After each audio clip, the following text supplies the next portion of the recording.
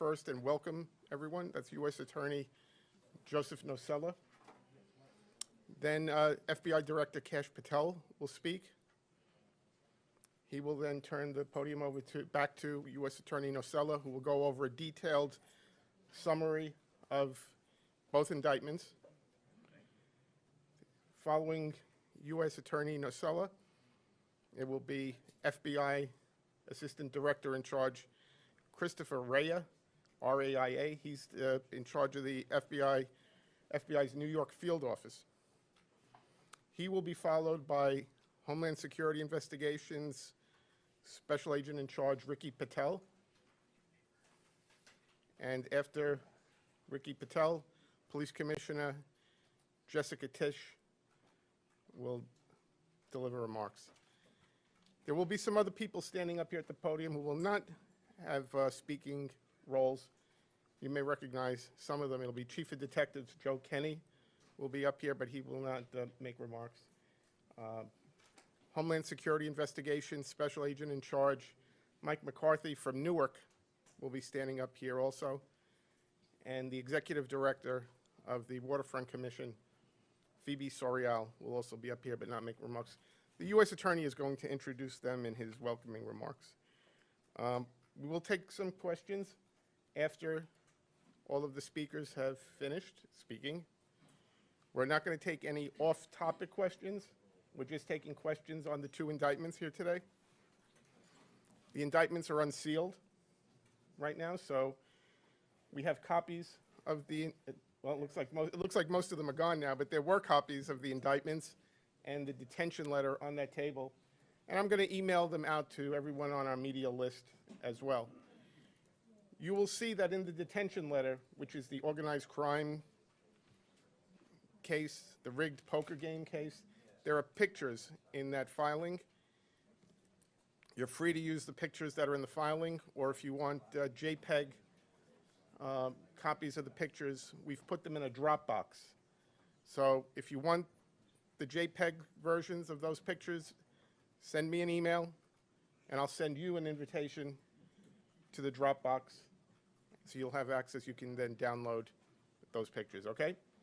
And as to probably two of the defendants here that are getting the most media interest, Chauncey Billups and Terry Rozier, they're going to appear in federal courts in the districts where they were arrested. Terry Rozier will be appearing in federal court in Orlando, Florida, sometime this afternoon. I can't tell you precisely, but sometime around 1 or 2 o'clock. Chauncey Billups in federal court in Portland. I don't know approximately what time that would be. They will both be arraigned on their indictments. They're in separate indictments, but they'll be arraigned on their indictments here in Brooklyn at a future date. The defendants that were arrested here in our area will be arraigned across the street sometime this afternoon. I believe there's about 31 people in custody, and there will be some who will self-surrender.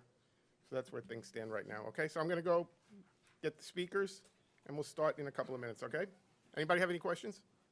Your email address? It's John, John, Marzulli, Marzulli, at usdoj.gov. Thank you. Okay, see you in a couple of minutes. Can you spell your last name again? Marzulli.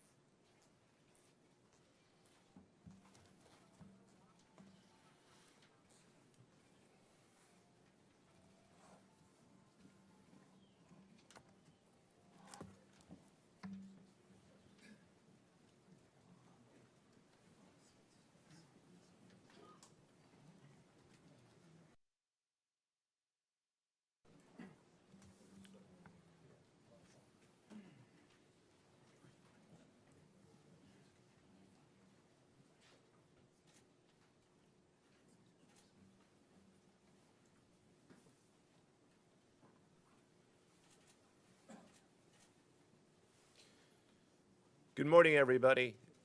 My name is Joseph Nocella. I am the United States Attorney for the Eastern District of New York. I'd like to welcome you here today. In addition, we have with us today FBI Director Kash Patel, FBI Assistant Director in Charge Christopher Rea of the New York Field Office, Special Agent in Charge of the New York Field Office Leslie Bakshi's, New York Special Agent in Charge of Homeland Security Ricky Patel, Newark Special Agent in Charge of Homeland Security Michael McCarty, Police Commissioner Jessica Tisch, Chief of Detectives Joseph Kenny, and the Executive Director of the Waterfront Commission, Phoebe Sorrell. I'm now going to turn the podium over to FBI Director Kash Patel. Good morning. Today we are here in New York to announce a historic arrest across a wide-sweeping criminal enterprise that envelops both the NBA and La Casa Nostra. The men and women up here standing with me represent a small portion of the leadership team that brought profound justice in an era that needed it more than any. I'll just highlight some of the details in the case and the FBI work, and then you'll hear from the others. But as you now know, individuals such as Chauncey Billups, Damon Jones, and Terry Rozier were taken into custody today, former, current NBA players and coaches. What you don't know is that this is an illegal gambling operation and sports rigging operation that spanned the course of years. The FBI led a coordinated takedown across 11 states to arrest over 30 individuals today responsible for this case, which is very much ongoing. Not only did we crack into the fraud that these perpetrators committed on the grand stage of the NBA, but we also entered and executed a system of justice against La Casa Nostra to include the Bonanno, Gambino, Genovese, and Lucchese crime families. And you'll hear more about those details today. The charges and the arrests that were taken down across this country range from wire fraud, money laundering, extortion, robbery, illegal gambling. This FBI will leave no room for any perpetrator of crime across this country. You hear a lot about our work of defending the homeland and crushing violent crime. Well, this work is also representative of a colossal portion of the FBI's mandate to keep America safe and to keep our entertainment industry fair and secure. The men and women that are standing up here today worked tireless hours, days, months, and years. And the fraud is mind-boggling. It's not hundreds of dollars. It's not thousands of dollars. It's not tens of thousands of dollars. It's not even millions of dollars. We're talking about tens of millions of dollars in fraud and theft and robbery across a multi-year investigation. And we could not have done it without our interagency partners that are before us today. The NYPD, HSI, and teams of law enforcement officials from around the country made this day possible. It takes a team to bring this kind of justice, sweeping justice, into the halls of the United States courtrooms, where our brave United States Attorney has led this prosecution.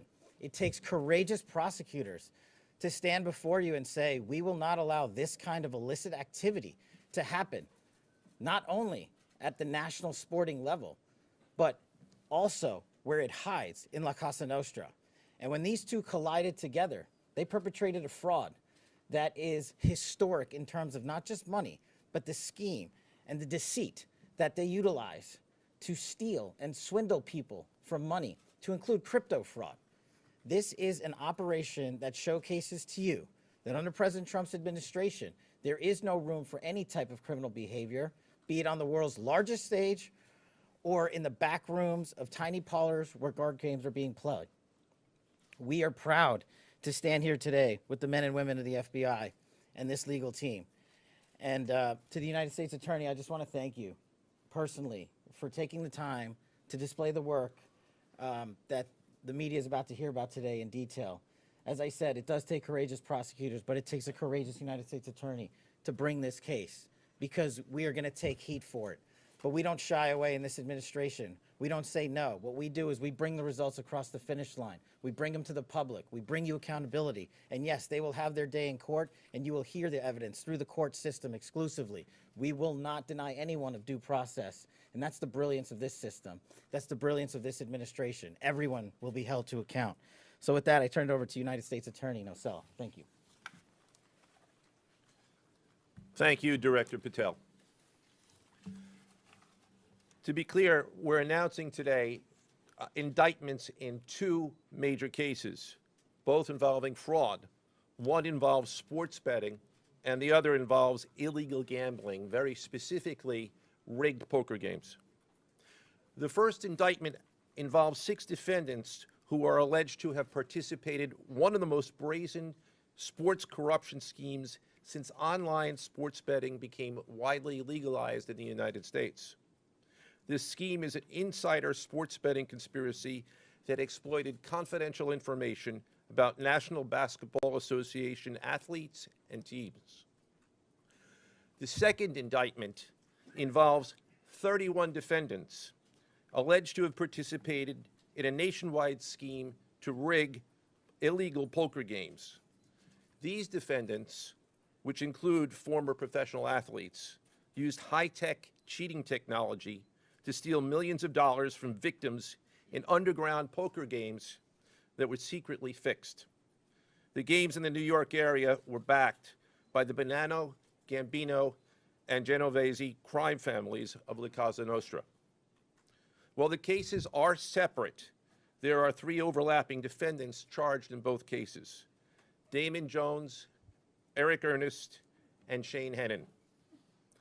The indictments in these cases contain only allegations, and the defendants are presumed innocent until they are proven guilty in a court of law. But my message to the defendants who've been rounded up today is this: your winning streak has ended. Your luck has run out. Violating the law is a losing proposition, and you can bet on that.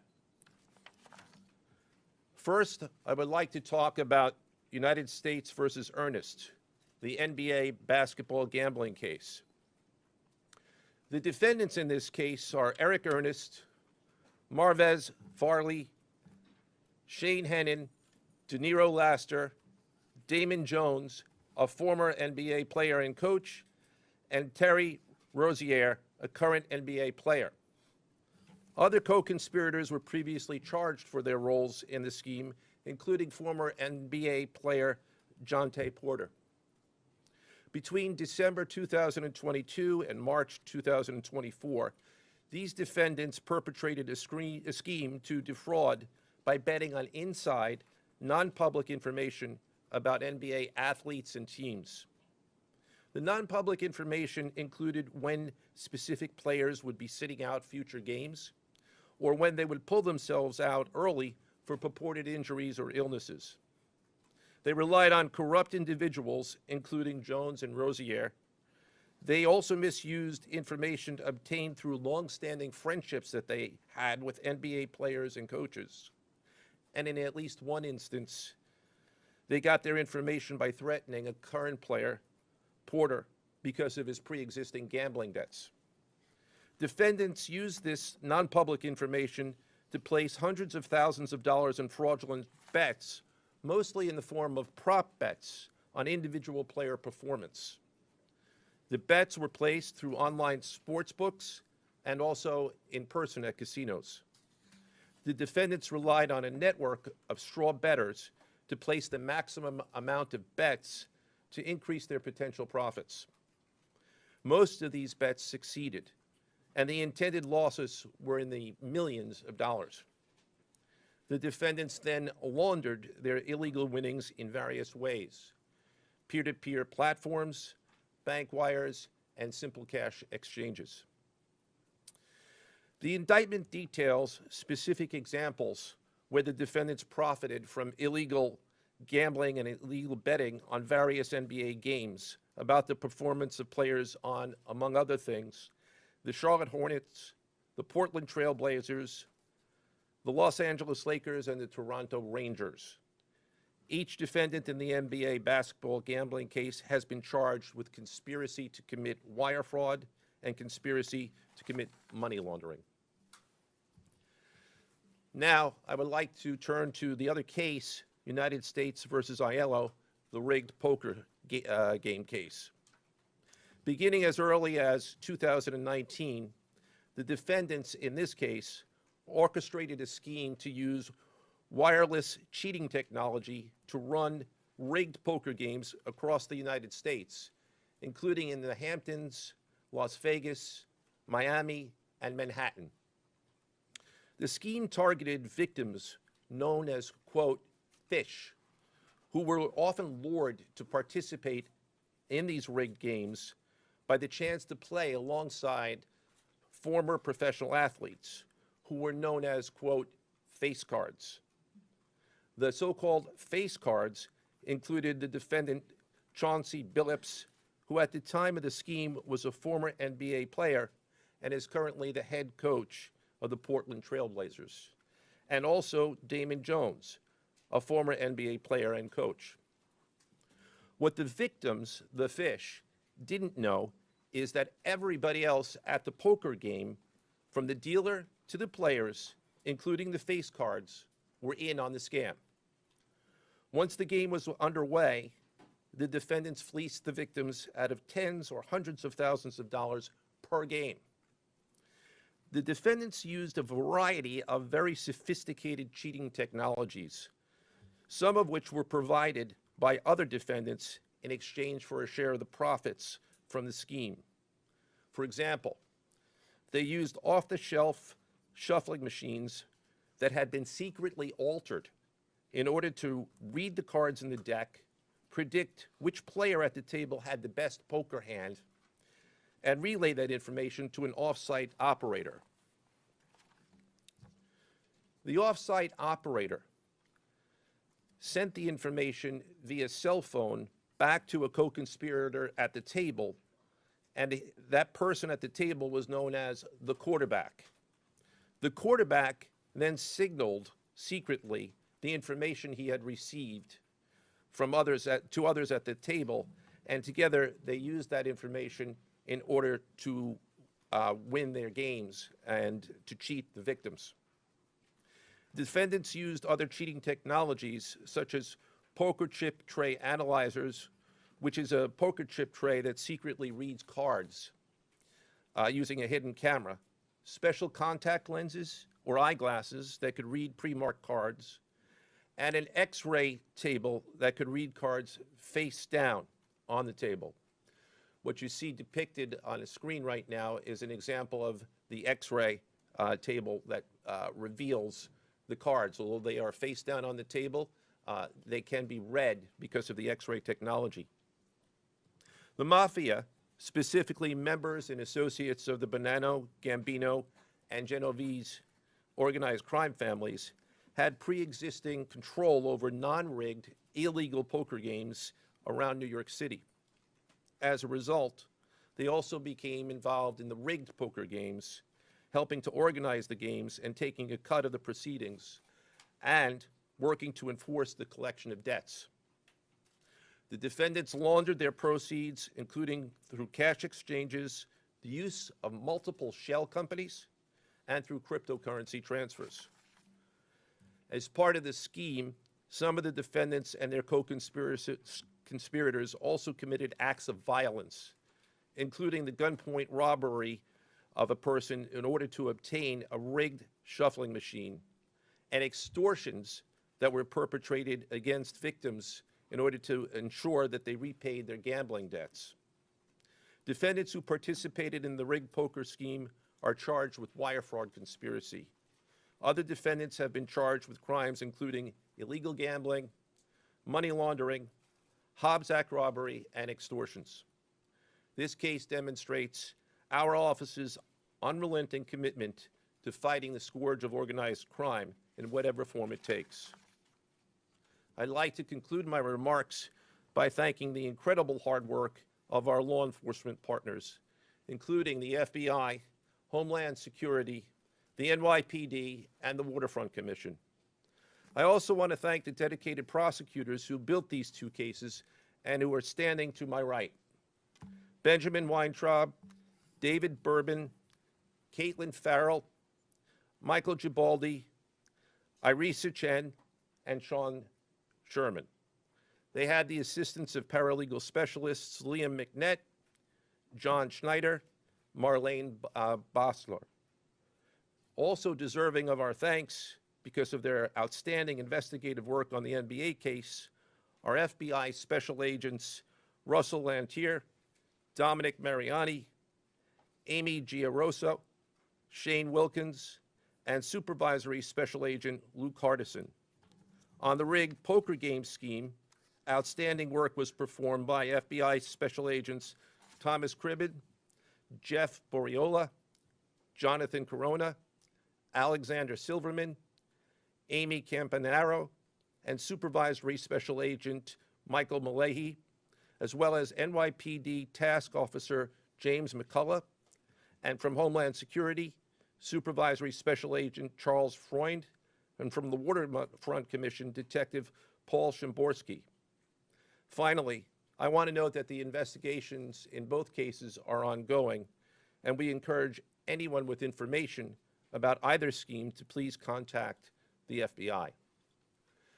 Now I would like to turn the podium over to Special Agent in charge of the New York Field Office, I should say the Assistant Director in charge of the New York Field Office of the FBI, Christopher Rea. Chris?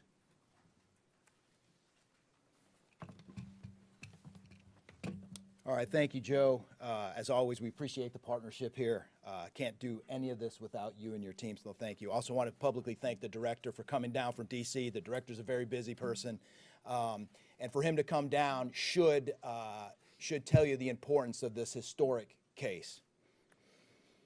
I'm Christopher Rea, the Assistant Director in charge of the FBI New York Field Office. Today, as you've heard, our office conducted a massive nationwide takedown from 2 indictments of 34 defendants for their alleged involvement in 2 separate illegal poker and sports betting schemes where, as you heard, the odds were rigged in their favor. Among these defendants are 13 members and associates of the Bonanno, Gambino, and Genovese crime families, to include capos and soldiers from these families. Additionally, as you heard, current and former NBA coaches and players are also implicated, to include Chauncey Billups, Damon Jones, and Terry Rozier. 3 of the named defendants are charged for their alleged roles in both schemes.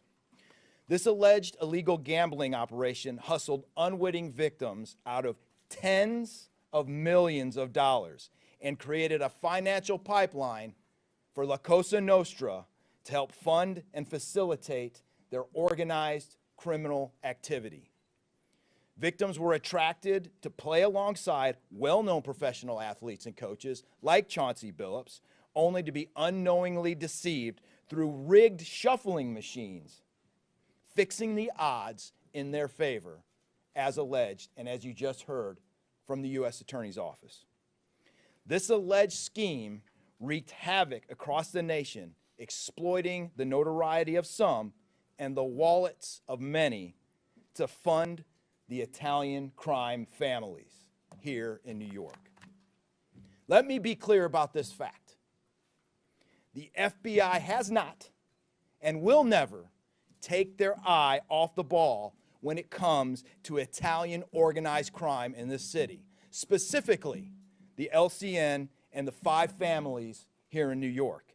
We are not going to permit any criminal enterprise, whether it be Italian organized crime, Asian organized crime, Eurasian organized crime. We are not going to permit any of those organized crimes, families, and organizations to operate in our city or our country, as evidenced by the 11 states that were also participating in this operation today. The FBI office here in New York remains committed to eradicating all unlawful revenue streams fueling this criminal activity. As with most cases we work, this is only the tip of the iceberg for the FBI and the U.S. Attorney's Office. Our LCN squad agents and analysts are continuing to work day and night with the Eastern District of New York to ensure members and associates of the 5 families cannot continue to wreak havoc in our communities. Today would not have been possible without the tireless efforts and dedication of the FBI New York Eurasian Organized Crime Task Force, which, as you heard, was led by Supervisory Special Agent Luke Hardison, and the Italian Organized Task Force, which was led by Supervisory Special Agent Mike Malahy. And coincidentally, Supervisory Special Agent Malahy is going out on a positive as he is retiring at the end of this month for 30 years of dedicated service to the FBI, and that deserves a hand. He's what we call a legend here at FBI New York. Additionally, obviously, we cannot do this alone without our partners. I want to extend my appreciation to Homeland Security Investigations Special Agent in Charge, Ricky Patel. Of course, we do nothing in this city without the NYPD. New York City Police Department Commissioner Jesse Tisch, thank you, ma'am, for all your work and all your resources that you dedicated to this. And New York Waterfront Commissioner Phoebe Soriel for their agency's assistance and support throughout this lengthy and complex investigation. Our collective efforts ensured these subjects will face accountability, like the director said, for their alleged wrongdoings. Thank you, and I'll now turn it over to Special Agent in charge of HSI, Ricky Patel.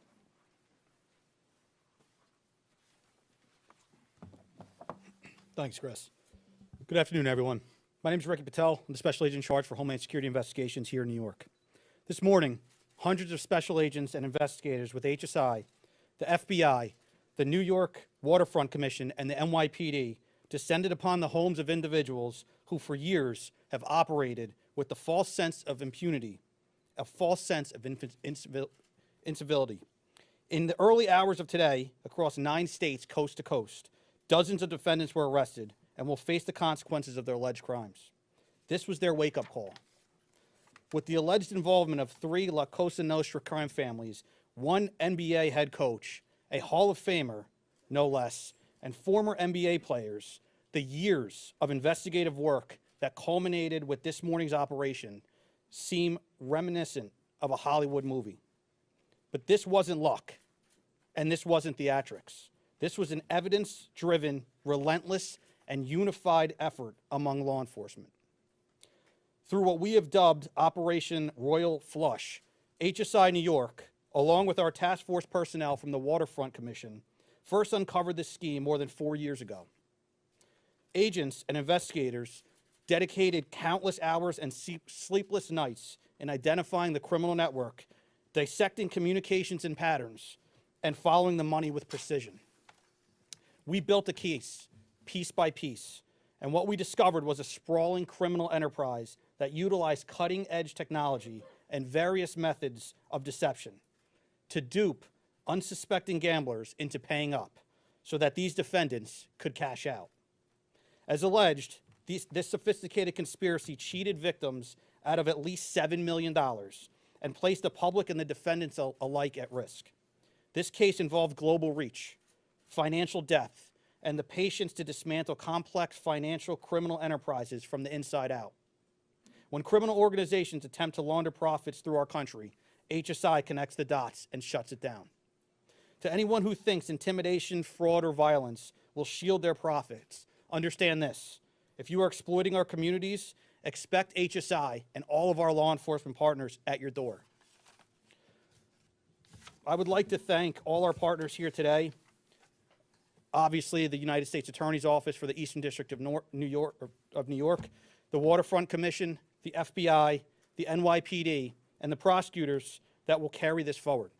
Today's arrests are not an endpoint. They are the start of accountability. Thank you, and I now turn it over to Police Commissioner Jessica Tisch.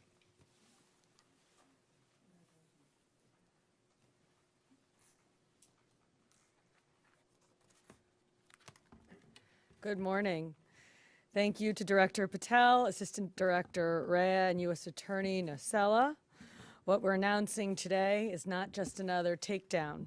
It's the result of more than 2 years of coordinated investigative work by the NYPD's Joint Organized Crime Task Force and the FBI. 2 cases that exposed criminal networks led by 34 individuals who believed the rules did not apply to them. They hid behind layers of complexity, behind money, and behind influence, believing those things would shield them from accountability. The first case, Operation Nothing But Bet, exposed a gambling ring built around professional basketball, where players and associates allegedly used inside information to manipulate prop bets on major sports betting platforms. They placed wagers on unders on players to score less, rebound less, assist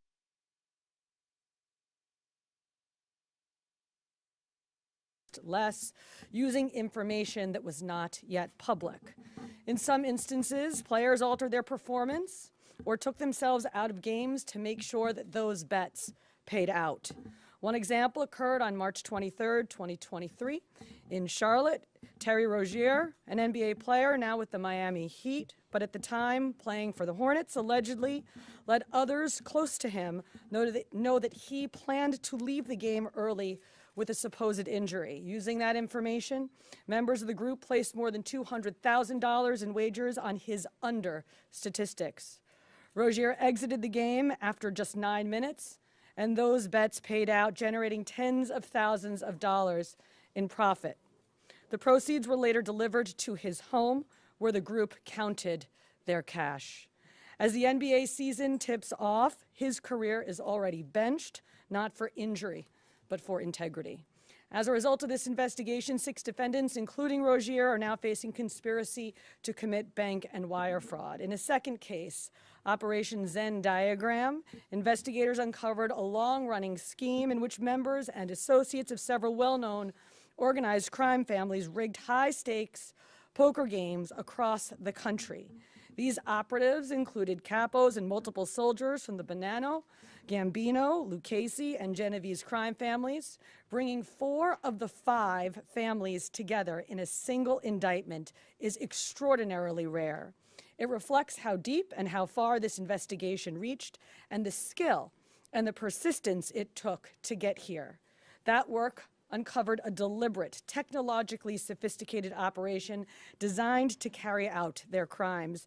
They used custom shuffling machines that could read the order of cards, barcoded decks, and hidden cameras built into tables and light fixtures. The organizers also enlisted well-known public figures, former and current NBA players and coaches, including Chauncey Billups, the head coach of the Portland Trail Blazers, an NBA champion and a Hall of Famer, to make the games appear legitimate. Victims believed that they were sitting at a fair table. Instead, they were cheated out of millions. One victim in particular lost $1.8 million. In total, losses exceeded $7 million and continue to climb. And when people refused to pay, these defendants did what organized crime has always done. They used threats, they used intimidation, and they used violence. It's the same pattern that we have seen for decades: traditional mob enforcement methods combined with new technology to expand the reach of their operations. Now, with the unsealing of today's indictment, 34 individuals are facing charges, including robbery, extortion, money laundering, wire fraud, bank fraud, and illegal gambling. I want to commend the outstanding work of our detectives from the Joint Organized Crime Task Force and their dedication to these cases, especially Captain Ruben Pagan, Sergeant Chris McGuire, Detective Alexander Creamer, Detective James McCullough, and of course our Chief of Detectives, Chief Kenny. As part of these investigations, our members recovered and reviewed thousands of hours of video, conducted extensive surveillance on illegal gambling locations across the city, and executed more than 24 search warrants on electronic records that revealed the true extent of this conspiracy. Once again, the work of our detectives, together with the FBI and the U.S. Attorney's Office, closed those gaps before they could widen further. The NYPD is proud to stand with each of you today, as these cases represent the kind of partnership that defines modern law enforcement agencies, sharing intelligence, coordinating resources, and moving as one team. Thank you.